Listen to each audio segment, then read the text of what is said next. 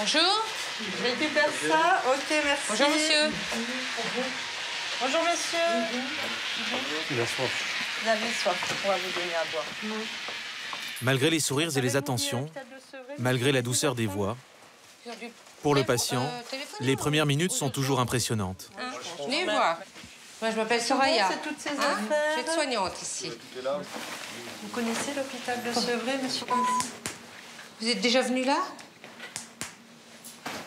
Dites voir. Non, j'arrive pas à parler. Vous n'arrivez pas à parler? Vous avez des difficultés? Non, je peux pas. Ah, vous pouvez pas? D'accord. On va prendre notre temps, si. Hein? Philippe a 46 ans. Il est marié, il a un enfant. Vous venez? Ils peuvent vous foutre. Ce jour-là, il est admis à l'hôpital psychiatrique. Il arrive des urgences de la ville d'à côté, où on lui a donné des médicaments pour le calmer. D'accord. Nous, on pose vos affaires ici. Hein? Je vais enlever tout ça. Comment vous sentez, là? Mieux? Vous êtes rassuré d'être là? Philippe souffre de troubles de la personnalité.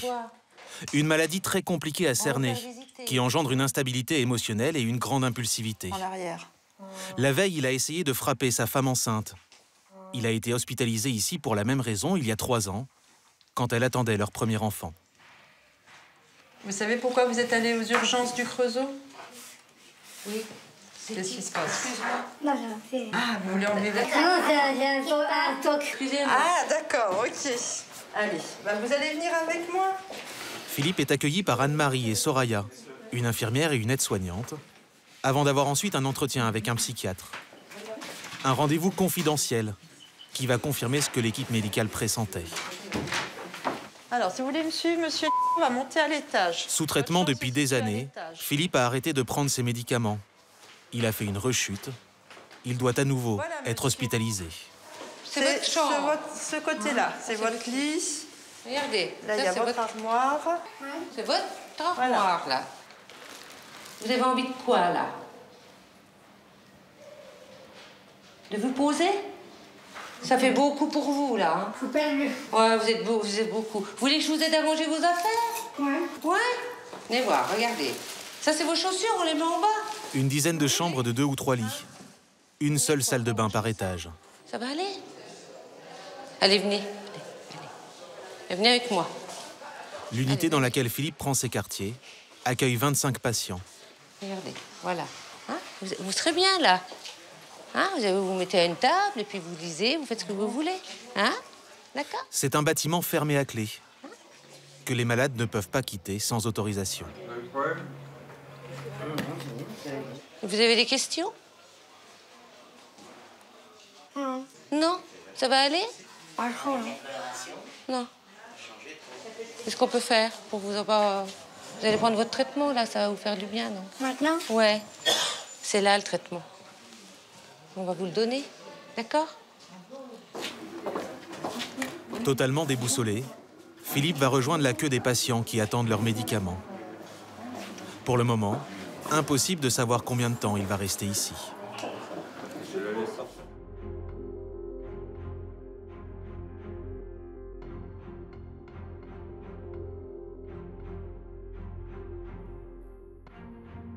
C'est une trentaine de bâtiments posés au milieu d'un grand parc arboré. L'hôpital de Sevré, en Saône-et-Loire. Une structure psychiatrique de 350 lits, construite dans les années 70 et organisée comme un village. Avec ses allées, sa place centrale et même son église.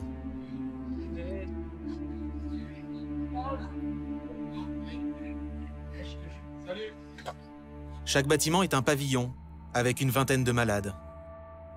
Certains sont ouverts, on peut y entrer et en sortir comme on veut. D'autres sont fermés. Seuls les infirmiers et les médecins en détiennent les clés.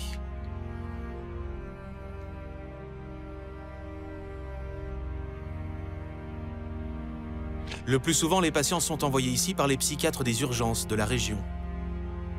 Leurs maladies vont de la dépression aux troubles psychiatriques les plus sévères, comme la schizophrénie. Certains sont hospitalisés contre leur gré.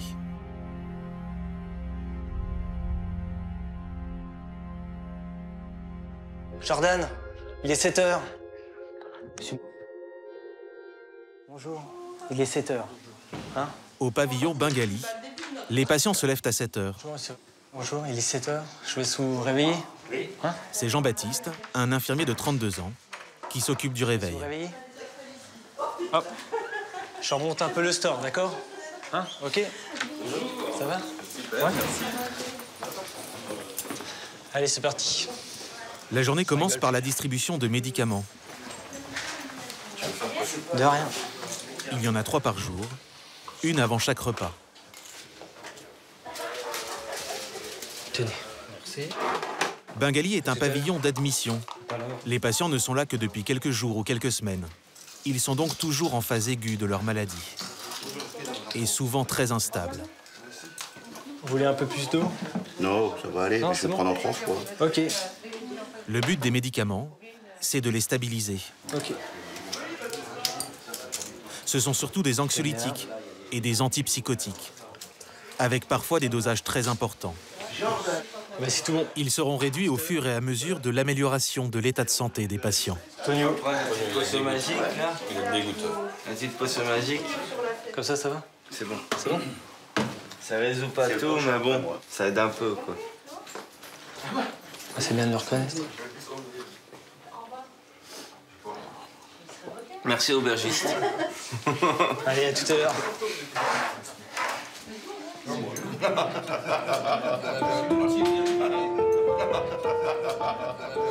Pendant leur hospitalisation, les patients passent souvent plus de 20 heures par jour entre ces murs.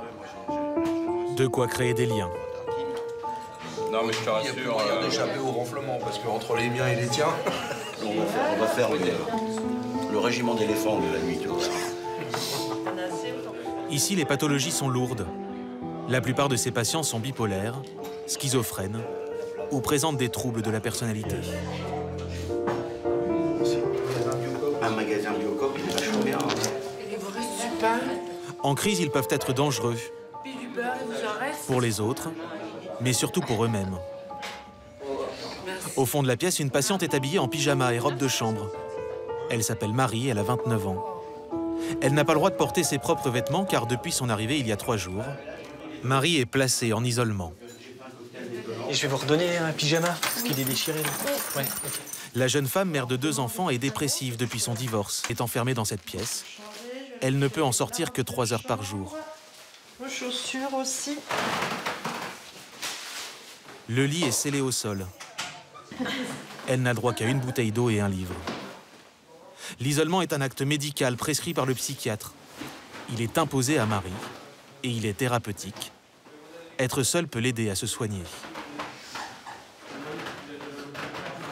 C'est un petit peu angoissant d'être dans cette chambre, mais j'ai compris que c'était le mieux pour moi, donc je l'accepte. Voilà. Comment vous voyez la suite, si vous essayez d'imaginer un petit peu les jours prochains? Eh ben, bien. Mieux. Ça va aller de mieux en mieux? Oui, bien sûr. Bon, c'est ce qu'on vous souhaite.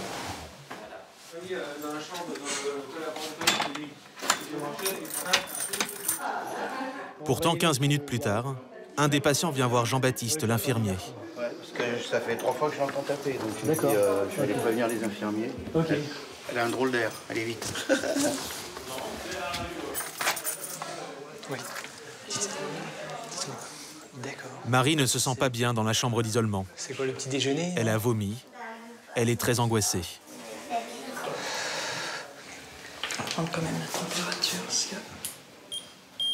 Ok. 36,6. Non, c'est bon. Pas de température. 10 Oxapac. Jean-Baptiste lui donne un calmant très puissant. De quoi l'apaiser quelques heures. Vous reprenez un peu Si d'eau? on pas... Merci. Je vous en prie. Voilà. On va aller? Ouais. À tout à l'heure. Mais malgré l'angoisse, Marie reste enfermée.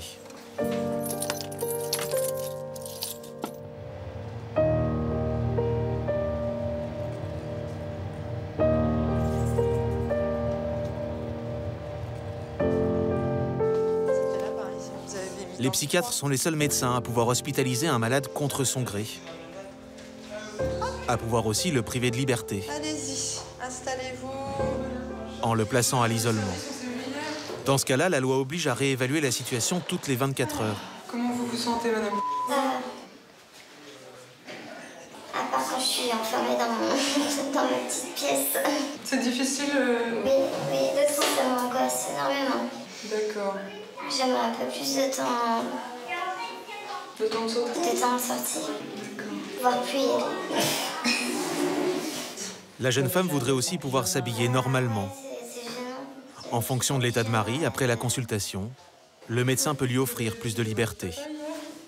Est-ce que hier, ça vous est arrivé de vous griffer comme vous nous avez montré hier? Non. D'accord. Au niveau des temps de sortie, on va mettre 2 heures après les repas. D'accord. On augmente progressivement pour voir comment ça se passe. Super. Ouais, voilà. ça va. Ok, pas de soucis. Marie a aussi eu gain de cause sur les habits. Une petite victoire, une façon de se dire qu'elle va un peu mieux. Alors après, à tout moment, dans la journée, si vous vous sentez angoissé, vous pouvez retourner en chambre. Hein. Ce sera pas... D'accord. Ça va aller. Et un bonheur partagé par les autres malades, qui applaudissent la jeune femme une fois changée.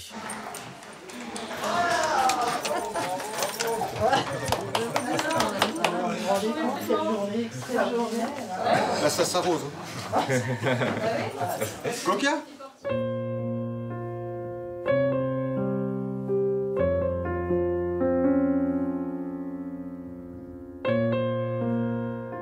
Ce jour-là, dans ce pavillon, 50% des patients sont hospitalisés sous contrainte, contre leur volonté. Les autres ont donné leur accord. David, un ingénieur de 40 ans, a même demandé à venir. Parce qu'il craignait de faire du mal à ses enfants.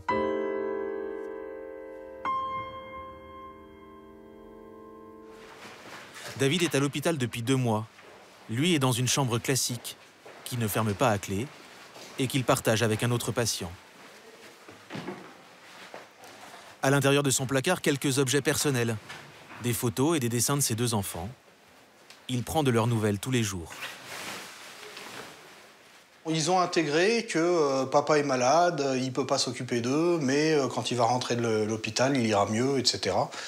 Donc bon, ils ont un petit peu du mal. Je sens qu'ils sont tristes. Bah là, c'est des photos qui ont été prises au début de mon hospitalisation ici, et c'est vrai qu'ils n'étaient pas très heureux à ce moment-là. David est depuis longtemps dépressif, mais il est ici parce qu'il a de temps en temps des pulsions qu'il a du mal à contenir, et pendant lesquelles il se voit faire du mal à sa famille. Il veut comprendre ce qui lui arrive et apprendre à gérer son comportement. Il va encore passer plusieurs semaines à l'hôpital car pour le moment, personne ne sait ce qu'il a. Comme il a un QI élevé, les psychiatres pensent à un syndrome d'Asperger, une forme d'autisme. Mais le diagnostic est difficile à confirmer. Il y a du monde. Alors en attendant une réponse, David s'occupe. Là, l'équipe. Bonjour. À l'intérieur de l'hôpital, une dizaine d'ateliers différents permettent aux patients d'avoir chaque jour une activité. Sport, musique, peinture, ou pour David aujourd'hui, ébénisterie. Ça, vous enlevez, et puis vous commencez à amorcer avec le coupoir. Depuis le début de son séjour ici, il confectionne un jeu d'échecs.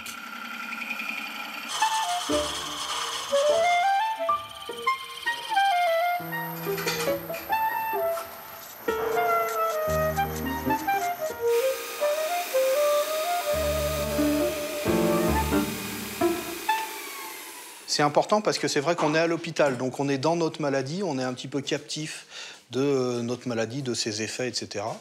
Et là, bon, pendant 2 heures sur une pièce de bois, on est complètement concentré sur sa pièce et on oublie la maladie.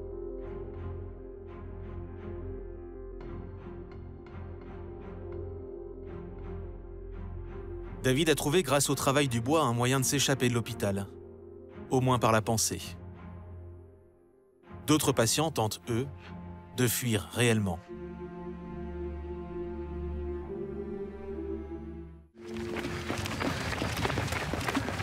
Jean-Baptiste vient d'être appelé par une collègue infirmière. Un des patients est sorti sans autorisation de son pavillon. Tu l'as vu? Il a ses 2 sacs. Donc il est peut-être dans le parc alors? C'est ça? Tu crois qu'il est pas parti? Non, bah, j'ai demandé au standard, elle l'a pas vu passer parce que moi, quand je t'ai appelé, il venait juste de me dire qu'il allait prendre le bus avec ses 2 sacs, à mon avis, il m'a tué. Il était venu voir par là-bas? Non. Le patient s'appelle Marcel. C'est un schizophrène de 60 ans, hospitalisé sous contrainte. Si un patient s'échappe et qu'il commet un crime ou un délit, on peut pas le laisser partir comme ça. La responsabilité de l'hôpital peut être engagée.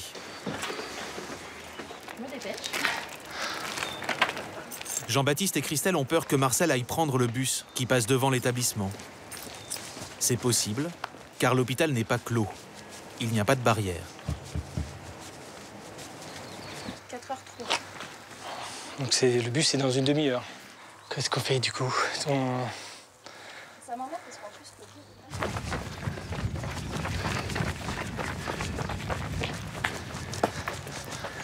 Bon, Marcel. Marcel s'était caché pour effectivement prendre le bus. Vous savez que pour tout ce qui est permission ou sortie, il faut voir ça avec le médecin, Marcel. Hein? Ce qu'il faudrait faire, c'est... Les deux infirmiers connaissent bien ce patient. Il est hospitalisé ici depuis 17 ans. Toutes ses tentatives de sortie ont échoué. À chaque fois, après un temps passé hors de l'hôpital, Marcel oubliait de prendre son traitement et refaisait une crise. Vous êtes sous notre responsabilité, on ne peut pas vous laisser partir comme ça, il faut des accords. Des accords de merde, donc.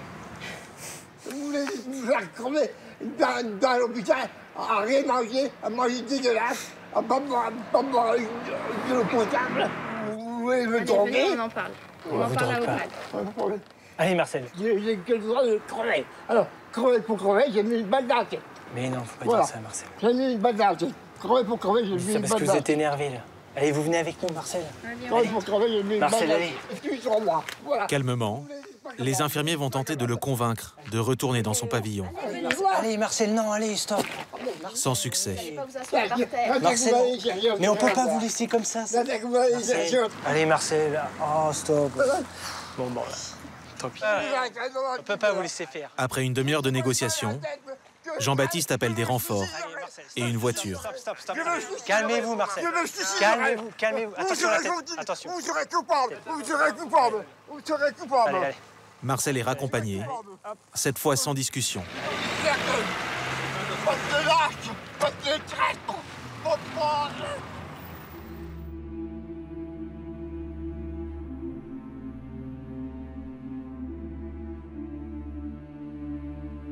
Comme Marcel, beaucoup de patients du centre sont là depuis plusieurs années. Souvent ceux atteints des pathologies les plus lourdes et les plus difficiles à stabiliser.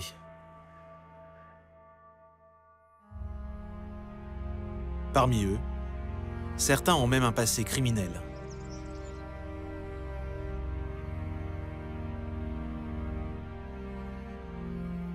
Maxime a 33 ans, il est schizophrène. Il est hospitalisé sous contrainte depuis 4 ans.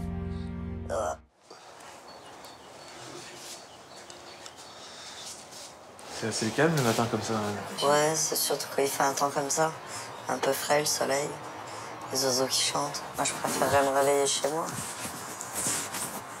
Pour l'instant, c'est comme ça. C'est ici, on fait avec. La schizophrénie entraîne des crises délirantes et des hallucinations. C'est un peu le bordel. Pour Maxime, elles ont commencé à l'âge de 20 ans. Avant, j'avais des choses que je voyais, ça venait pas de moi, quoi. Il y a des fois, je voyais des choses, c'était mon imagination. Et c'était quoi les choses que vous voyez? Je sais pas, j'ai vu beaucoup de motos, beaucoup de voitures. Comme si... Ouais, comme s'ils étaient là, ouais. Il y a en France près de 600 000 schizophrènes. Maxime fait partie de la petite minorité qui a un jour été violente. Un matin, une voix lui a dit d'aller tuer un proche. Il l'a fait. J'ai des photos qui sont là. Il a passé 2 ans en prison, en attendant son procès, à l'issue duquel il a été reconnu irresponsable de ses actes. Mon grand-père, mon frère. Depuis, une partie de sa famille ne lui parle plus. Mon père, mon beau-père, moi, ma maman. Mon père, il me cause plus. Pourquoi? Par rapport à ce que j'ai fait. Dès le départ, il a arrêté de vous parler. Ouais. En fait, ouais, je sais pas, ouais. Je pense qu'il m'en veut. Mais je sais pas, j'espère le revoir un jour, quoi. J'aimerais bien qu'ils voient. Voilà, si un jour j'ai des enfants, j'aimerais bien qu'ils les voient, par exemple. D'autres proches sont restés. Sa mère et son beau-père l'ont toujours soutenu. Bonjour. Ils l'accompagnent dans sa maladie. Salut, ça va? Ça va. Salut maman. Bonjour. Ça va? Ouais, et toi? Ça va. Isabelle et Thierry habitent à plusieurs centaines de kilomètres, mais ils lui rendent visite à l'hôpital une fois par mois. Quand il fait beau, ils se baladent dans le parc. Regarde, j'ai retrouvé un petit veau dans la pelouse. Un petit veau. Ouais. Il s'est sauvé du pré. Ah ouais, il était passé sous le grillage. Isabelle, la mère de Maxime, a toujours été en première ligne de la maladie de son fils. C'est vieux que leur table l'envoie. Depuis sa première crise, il y a 13 ans, quand Maxime est parti sans raison saccager un bâtiment dans le nord de la France. Ce jour-là, Isabelle a pour la première fois entendu le diagnostic. Bizarrement, tu parles à 3 kilos. Je suis tombée sur une psychiatre. Elle m'a dit, votre fils est schizophrène. J'y comprenais plus rien. C'est Mémel qui m'a rempli mes papiers, j'étais incapable. Je voulais pas trop y croire, on se voile la face parce qu'on se dit non, il est pas schizophrène. C'est autre chose, mais pas la schizophrénie. Entre ses 20 et ses 27 ans, Maxime a fait 5 séjours en hôpitaux psychiatriques. Rechute, je prends plus mes traitements. À chaque fois, c'est sa mère qui signait les papiers pour l'hospitaliser de force. J'imagine que c'est très difficile pour une maman de demander à ce que son enfant soit hospitalisé. Bah, c'est très très dur. Qu'est-ce que vous ressentiez à ce moment-là? Un soulagement, parce que je me dis, il est en sécurité, il risque rien. Mais après, on culpabilise parce qu'on se dit, ben, c'est peut-être de ma faute. Pendant un moment, je dormais schizophrène, je mangeais schizophrène, je vivais schizophrène, c'était affreux. Heureusement qu'ils sont là, sinon je sais pas où je serais à l'heure d'aujourd'hui, quoi. Je sais que je peux compter sur eux, je sais que voilà, ils me soutiennent. Et l'amour d'une mère, je pense qu'un fils, c'est vachement important.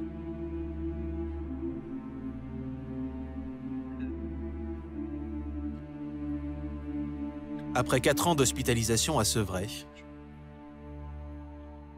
Maxime peut seulement commencer à envisager une sortie définitive.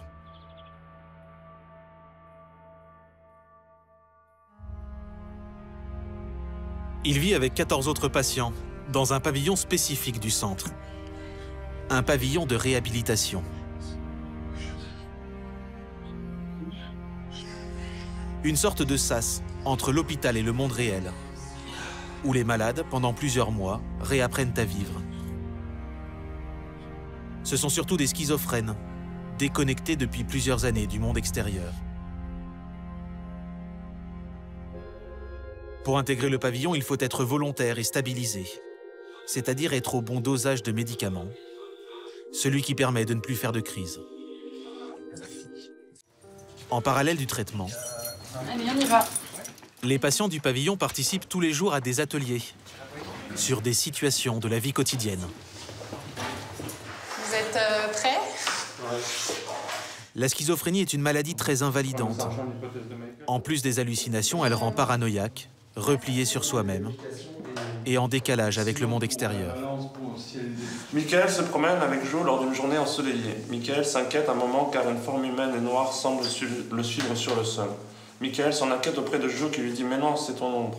Il y a un individu... Les schizophrènes ont beaucoup de mal à interpréter des choses anodines, comme ici, ne pas avoir peur de son ombre. C'est un individu... Michael, lui, qui pense que quelqu'un le suit, comment il va se sentir? Paranoïaque. Ouais. Persécuté, quoi. Persécuté, ouais. Il peut se sentir oppressé, ouais, apeuré. Qu'est-ce qu'il ferait alors? Dans une maison, il se rend compte qu'elle a disparu, il se remet au soleil et il se rend compte qu'elle a réapparu. Il se met à l'ombre pour voir si cette forme le suit toujours. Hein. Si ça ne le suit plus, c'est qu'effectivement c'était son ombre. Ouais. Aurélie, l'infirmière, s'est spécialement formée à la réhabilitation des malades schizophrènes. À travers ces exercices, elle donne aux patients des clés pour leur vie future. Si Michael, il finit par se rendre compte qu'en fait c'est normal et que c'est son ombre et que c'est pas quelqu'un qui le suit, émotionnellement, comment il va se sentir? Rassuré. Ouais.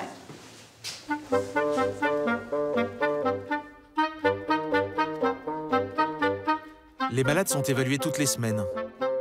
En fonction de leur progrès, ils peuvent espérer une sortie qui se fait toujours par étapes. Avant de partir du centre, ils réapprennent même à travailler. 2 fois par semaine, Maxime se rend dans les serres de l'hôpital. Alors, les tomates. Alors, c'est les mêmes godets qui sont dehors dans le coin. Ouais. Avec 7 autres malades, encadrés par des infirmiers, ils se forment à l'horticulture. Un exercice thérapeutique qui les oblige à prendre soin des plantes, à se concentrer et à travailler en groupe. Donc, attention, 3 sortes de courgettes, d'accord? Il y a courgette jaune, courgette verte et courgette ronde. Donc, il faudra bien regarder les étiquettes. Donc, chaque rang se loge comme ça. Autant de tâches d'ordinaire très dures pour les schizophrènes. Voilà, vas-y. Elles font la gueule. Hein. En France, 70% d'entre eux sont sans emploi et beaucoup finissent SDF. C'est gratifiant parce qu'on voit qu'on est capable de faire certaines choses et que voilà. Le soleil vient de se lever, c'est l'heure du petit déjeuner. À l'horticulture, Maxime retrouve aussi Gergina. Elle est psychotique et bipolaire. Elle alterne les phases de grande excitation et de profonde dépression. Ça va, Gergina? Oui. T'as fait de beau cette semaine? Hier, j'ai eu beaucoup de rendez-vous. Ouais. Chez le psy ou le généraliste? Chez le psy. Ouais. C'est qui t'a comme le psy? Madame Morin. Ah ouais, comme moi. Ça va combien de fois, Madame Morin? 1 fois par mois, pour mon ordonnance pour mes cachets. Comme moi, ouais. Ça a duré combien de temps, le rendez-vous? Oh, je suis restée longtemps parce que je papote avec elle, tu sais. Ouais. Mais c'est ça qui est bien avec elle, c'est qu'elle prend le temps. Sinon, t'as toujours pas de copain? Non. En verra?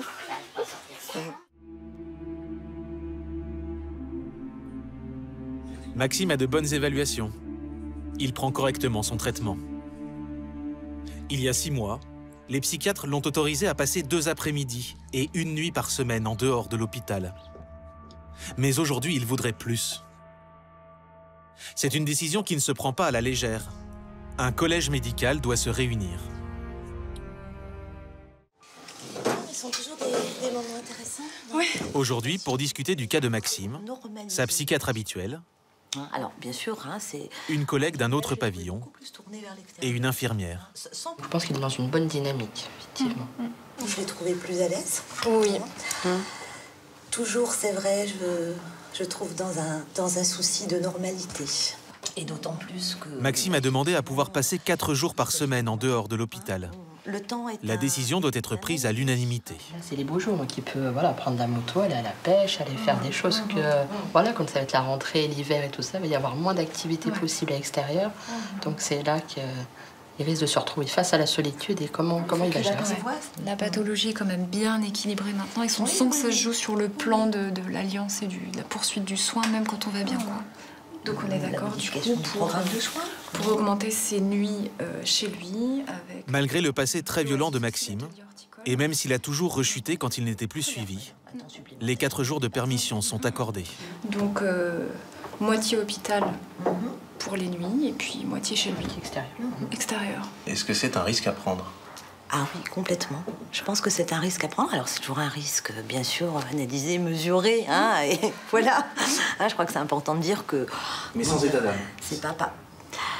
Non, je crois que si on a trop d'état d'âme, et notamment par rapport à la dimension du risque, et si on est dans l'obsession du risque, hein, et en tout cas dans l'obsession d'éradiquer le risque, je crois que là, on est plus soignant. On a quand même des indicateurs, voilà. On sait bien qu'il faut qu'un patient soit a priori stabilisé, voilà. On a quand même nos indicateurs d'alerte. Dans ce cas-là, il n'y a pas d'indicateur d'alerte? Pas actuellement. Pour ça que je dis actuellement, parce qu'effectivement, on ne peut pas faire médecine prédictive. Pas en psychiatrie, en tout cas.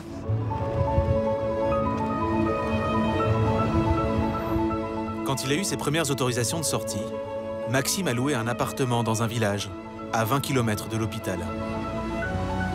Elle grasse, la voiture, hein. Il n'y a plus de plaquettes. Il y va à chaque fois qu'il a une permission. Aujourd'hui avec Jérôme, un copain du centre, hospitalisé pour dépression. On se sent plus libre. Sur le moment, c'est bien, mais après, par la suite, par exemple, comme que je sors le samedi-dimanche, le samedi, ça se passe bien, mais le dimanche, j'ai pas envie de retourner à l'hôpital. Je sais très bien qu'il faut que ça se fasse petit à petit. Mais bon, c'est être libre sans l'être vraiment. Beaucoup de schizophrènes sont sous tutelle ou curatelle. Pas Maxime. Il a trouvé cet appartement tout seul, un 2 pièces. Il gère lui-même son budget. 800 € par mois d'allocation adulte handicapé. Je vais ouvrir un peu la fenêtre.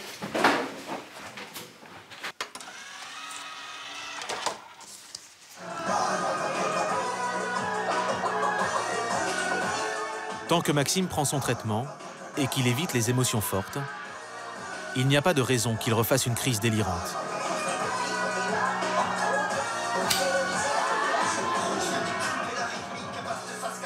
Il y a 1% des schizophrènes qui passent à l'acte. Il y a des 1% qui sont passés à l'acte, il y en a 1% qui repassent à l'acte.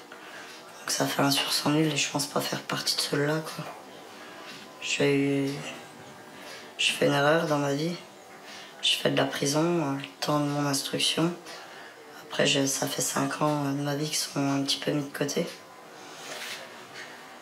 Et voilà, maintenant j'ai envie d'en profiter pleinement et voilà, quoi. S'il continue comme ça, Maxime devrait définitivement quitter l'hôpital psychiatrique dans 6 mois environ.